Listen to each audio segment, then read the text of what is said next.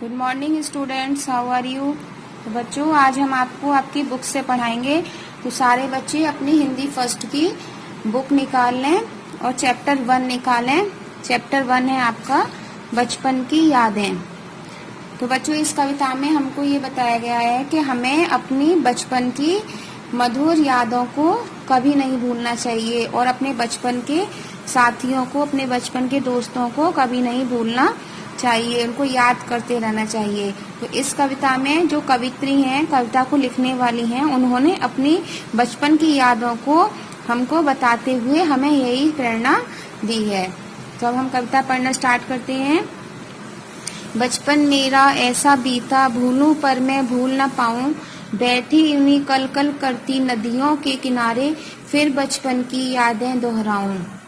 तो कवित्री हमसे कहना चाहती हैं बच्चों कि उनका बचपन ऐसा था कि जिसको वह भूल कर भी नहीं भूल पाती हैं। नदी के किनारे बैठकर वो आज भी उस कलकल करती हुई पानी की आवाज के सहारे बैठकर अपने उस मीठे मधुर बचपन को याद करती हैं।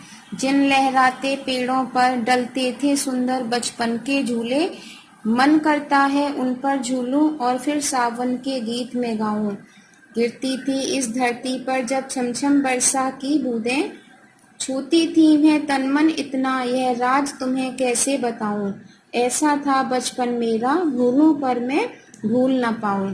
तो वो हमको ये बताती हैं कि जब मैं छोटी थी तो पेड़ों पे झूले डलते थे नदी के किनारे, उस पर मैं झूलती थी तो बहुत अच्छा लगता था और उस पे झूले पे झूलते हुए सावन के गीत में गाती थी।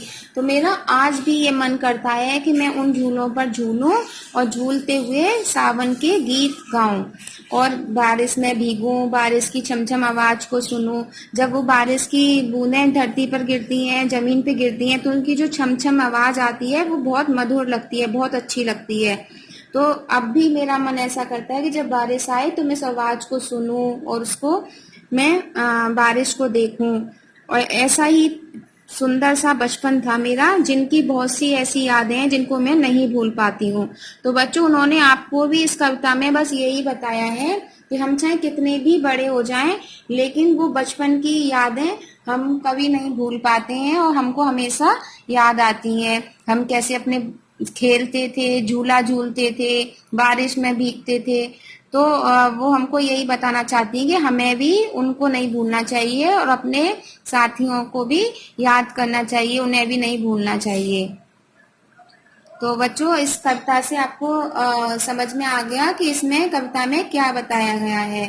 तो अब आपको भी क्या करना है कि आपको ये कविता अच्छे से पढ़नी है और पढ़ने के बाद आपको ये कविता कम से कम 10 लाइन की ये कविता आपको याद करनी है अच्छे से।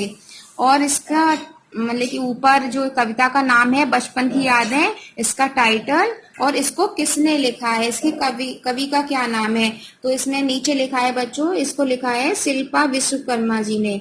तो आपको उनका राइटर नेम भी याद करना है, कविता का टाइटल भी, और 10 लाइन की कविता याद करनी है। यही आज का होमवर्क है आपका। तो कल हम फिर मिलेंगे।